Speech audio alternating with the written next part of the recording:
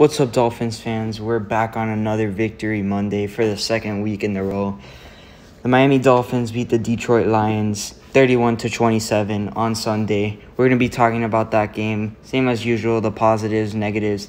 Then we're going to be talking about something at the end, very important day tomorrow for the Dolphins and around the NFL. But before we get started, I'm going to give you guys a second to subscribe. I'd really appreciate it. But yeah, we're going to get right into it. So first we're going to start off with the offense. Tua had, in my opinion, one of the best games he's had as a pro. I know he had that great game against the Ravens, but he might have missed one throw and that was still caught, which we'll talk about that. It was to Tyreek Hill that he underthrew it. Tyreek Hill made a great catch. He adjusted great to that throw. I think it was just that sometimes Tua underestimates the speed, but at the same time, he threw it off his back foot because he had a unblocked defender coming on the right side, so he couldn't get all his strength into it. But that was really the only bad throw that I saw from him. He was very accurate and played really a great game. Only had 7 incompletions. 29 completions, 382 yards, 3 touchdowns. Would have been 4 if they reviewed that throw to, I believe it was Trent Sherfield, that they ruled him short, but he was clearly in. So really a great day for Tua. And then great day for our receivers. Tyreek Hill had 12 receptions, 188 yards. His longest reception was 42 yards. That was a play where Tua was pressured. He stepped up, and then there were like 2 defenders in the middle of the field, but he threw it right to Tyreek in the middle of the field. Perfectly placed ball. So that was the longest play for Tyreek Hill. And then Waddle, on the other hand, he had 8 receptions, 106 yards, and then 2 touchdowns. He had that nice fade route. Great throw from Tua as well.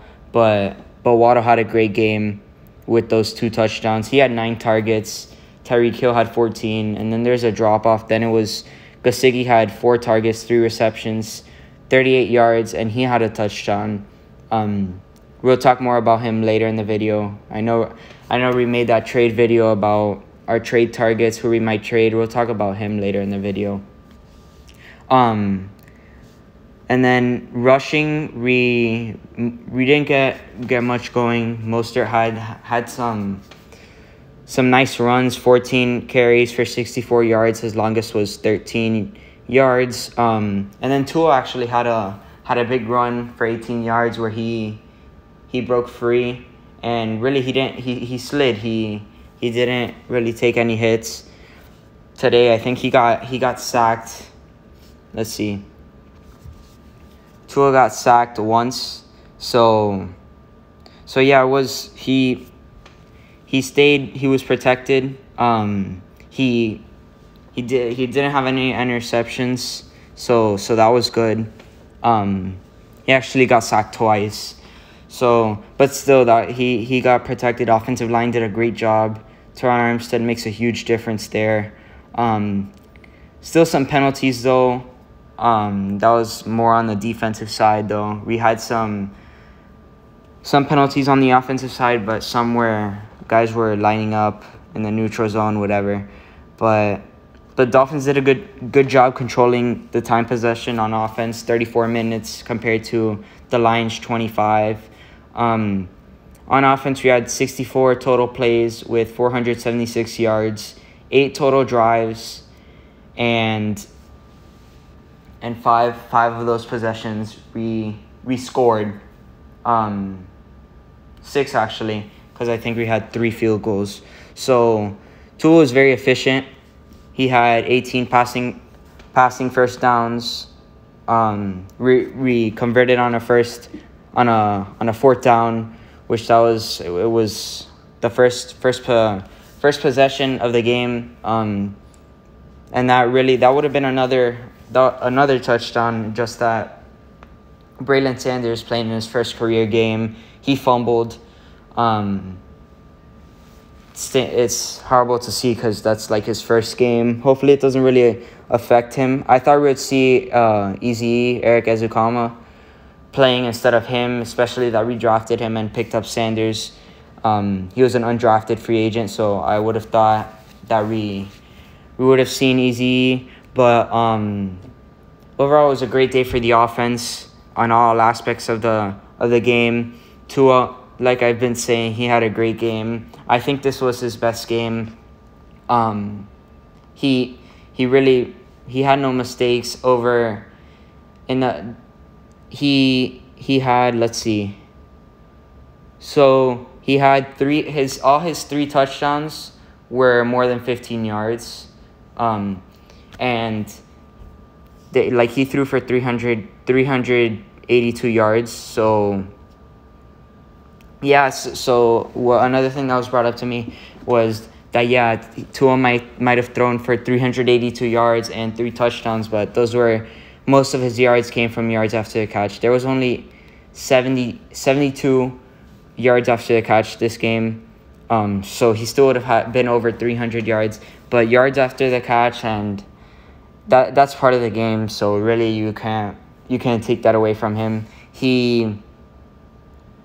His completions, there was one that was 45 yards, which that one was probably his longest attempt of the day, which with that other completion to Tyreek Hill over the middle. But he actually had Tyreek Hill. It wasn't underthrown or anything. 2 guys in coverage, but he threw it, and then the defender kind of deflected it. But if he wouldn't have deflected it, it would have been a touchdown. But other than that, he had a great game. He had he's averaging like 8.6 yards per attempt, which is the highest in the league. So really, it's not that he's dinking and dunking anymore. He had a 92.8 QBR.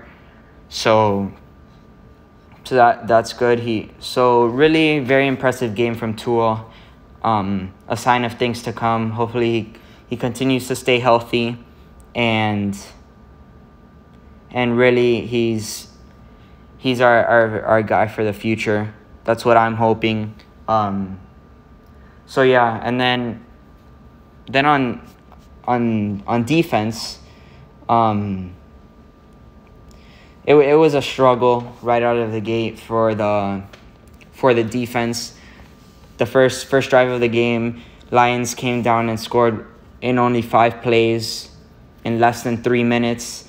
It was a pass to Jamal Williams for 10 yards, and then we had that taunting by Landon Roberts, which was really that was a mental mistake. I don't know why he did that. No reason to do that. Then Swift for 2 yards. Then Goff had a 27-yard pass, and then a 14-yard pass, and then Jamal Williams ran it in untouched for 7 yards for a touchdown. And then the next drive, it was a six play drive, 78 yards in less than 3 minutes. Again, that put them up 14-0. DeAndre Swift passed for a touchdown. Again, he was untouched. And then this is talking about our defense and their offense, so not going over our drives. Then they had another six play drive where they scored a touchdown in less than 3 minutes. Actually, it was in 2 minutes and 4 seconds, very quick. And then from there, after that, we kind of tightened up on defense. Then they had a 11-play, 51-yard drive, and they actually settled for a field goal. And then the next drive after that, the same thing, 11 plays, 67 yards, and settled for a field goal. So after that touchdown, the defense tightened up. And then after the game, they shut them out. They didn't. The whole second half, 5 plays, -2 yards, a punt. 5 plays, 1 yard, a punt. turnover on downs. So really, it was the defense played great during the second half. They only allowed like 60 yards in the second half, so they really tightened up. And really, I think this was actually an impressive win, just because of, yeah, the Lions might be 1-6, whatever, but they have one of the best offenses in the league, and with the way our defense, like with the guys we're missing and stuff like that, I thought they were gonna score more points. I think offensively, we missed a lot of opportunities. Not a lot of opportunities, but we could have scored more. That Braylon Sanders fumble, then we got conservative at the end of the game. So, but we won the game. I think that this is a Lions team that their record doesn't really show for the team that they are. The Eagles, they gave the Eagles their toughest test of the season, only losing by 3, then beat the Commanders, then gave the Vikings a test, only losing by 4. Same with the Seahawks, losing by 3, and then from there they lost their St. Brown and DeAndre Swift, which is really their 2 superstars on this offense. And they came back this week. The Dolphins contain St. Brown, contains Swift as well. Saw more of Jamal Williams, but really it was a great game overall. I think that this is a very big. You're going to see a lot of talk about the Dolphins around the league, not just necessarily about this win, but about trades and stuff like that. Eric Rowe was a healthy scratch. He's been a starter for us for like 3 or 4 years now. And that was really Veron McKinley. He started instead. So that was really surprising for me. He actually tweeted something as well that he was very surprised. So I think there's something coming, a trade, a part of a package deal for a trade. The Dolphins were actually early in the morning. I don't know if you guys saw, the Dolphins were rumored to be in trade discussions for Bradley Chubb. He's a defensive end for the Broncos. Pulling it up here, see.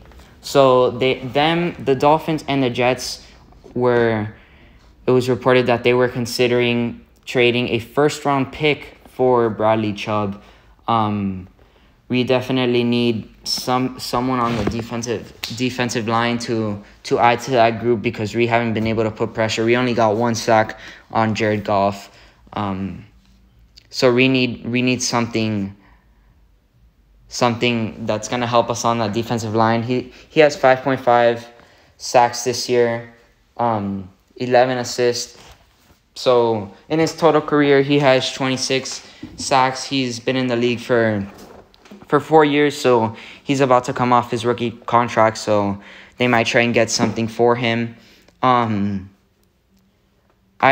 don't think that, like, I know he's a great player, but for a first-round pick, I think that there's more. Like, if we can get him for a second-round pick and maybe something else, I think go ahead and do it, but not for a first-round pick, because we traded, like, we moved down for that draft pick. We essentially still got the guy we wanted, but I think that you shouldn't trade your first-round pick. And then I know I said the Jets were interested earlier, but it just came out a few hours ago when I was recording this that the Jets are no longer interested, so it's really only the Dolphins. I think that this trade, like, it might happen. Like I've said, he's a great player. I just don't think it's worth a first-round pick. And at the same time, I think we need more in the secondary than at the defensive line, that position group. But really, like I know Kenny Moore, he tweeted something as well that, let me see here. So he tweeted something that let's see. so that it might have been his last game. He deleted it. Maybe the Colts see some players from the Colts that they try and trade away since they're not performing that well. And then really other guys, you know, it might surprise. I don't want to overreact here, but